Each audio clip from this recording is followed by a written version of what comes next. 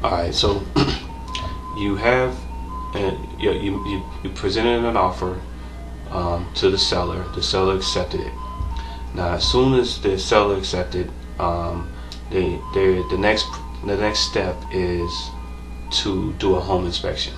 So usually, once I get word that the seller signed it, I got the signed agreement.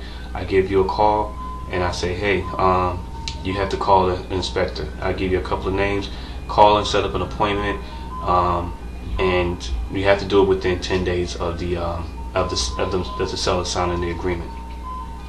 Now, the whole purpose of the inspection is basically to get the understanding of the ins and outs of this house.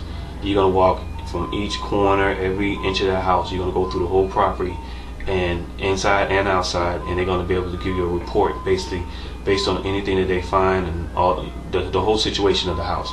If it's a sound house, you get a great report. If it's an older house, most of the time you're always gonna get something going on with the house. Maybe not in the big things, just little things here and there, but they're gonna point out like this needs to be fixed or that needs to be covered up or whatever. But for the most part, if you're gonna have little issues, but once you get an idea of what's going on with the property, within that 10 days, that's when you sit down and you can tell me, you tell your agent, you tell me what you want the seller to fix, or what do you want them to address and the issues when it came up under the inspection report. Now, there's a couple ways we can go about it. Let's just say that let's say some of this stuff was some type of repairs need to be done. You can always request that they give you a credit. So let's say that the inspector said it's going to cost about $500 to fix this particular problem over here. You can always ask them, hey, it says it's going to cost about $500, so we want to deduct $500 off the asking price to cover that expense.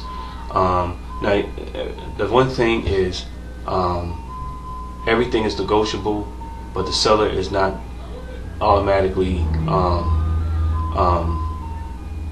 they don't have to fix it. They're not responsible for fixing anything. If it's really up to them if they want to do it, or if they want to give you the credit. You can turn around and say, okay, we want $5,000 of credit to fix all this stuff, and the seller can say no.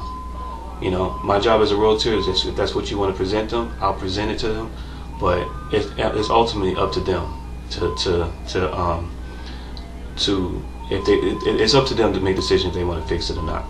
But the overall, and I want to make it clear, the whole purpose of the inspection is basically to give you the ins and outs of the property, let you know that this is what's going on, this is the history, this is the things that need to be fixed, these are the things you may want to check into later on down the road. They can tell you the roof is 5 years old, you may need a new roof in 10 years. Whatever the inspector is, that's what their job is to inspect it and inform you of what's going on with the property. The prices usually vary. I think they vary by the square footage. So of course, the smaller the house is going to be a little bit cheaper, but the bigger the home, the more it's going to cost to inspect the property. So just be aware. The inspection is also non-refundable.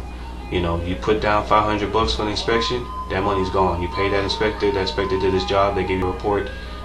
You can't turn around and be like, well, we don't want to buy the house, we want our $500 inspection money back. No, that's not work. It doesn't work that way. So usually when you decide to purchase a house and you put down your deposit and you decide you want to do the inspection, you're serious about buying this house at this point. All right.